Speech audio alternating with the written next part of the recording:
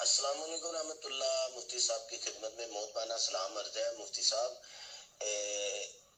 ایسا ہے کہ ایک کھانا کھا رہا تھا، میں کھانا کھا رہا تھا، ایک صاحب ادھر آ گئے، ان کو میں نے اسلام کر دیا۔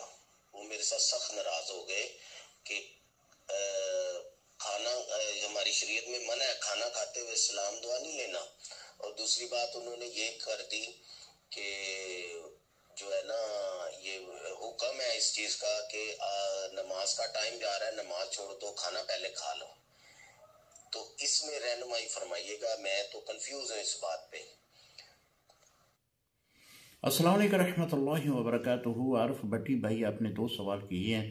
پہلا سوال ہے کہ کھانا کھاتے وقت سلام کرنے کے بارے میں، دوسرا یہ ہے کہ جب کھانا آ جائے تو کیا نماز ادا کریں یا کھانا پہلے کھا لیں۔ تو محترم، جب کھانا کوئی کھا رہا ہے تو سلام نہ کہی جائے، یہی شریعت کا حکم ہے۔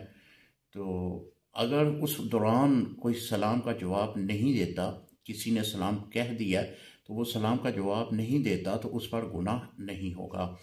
دوسرا یہ ہے کہ اگر شدید قسم کی بھوک لگی ہے تو پھر آپ کھانا پہلے کھا لیں، نماز بعد میں پڑھیں۔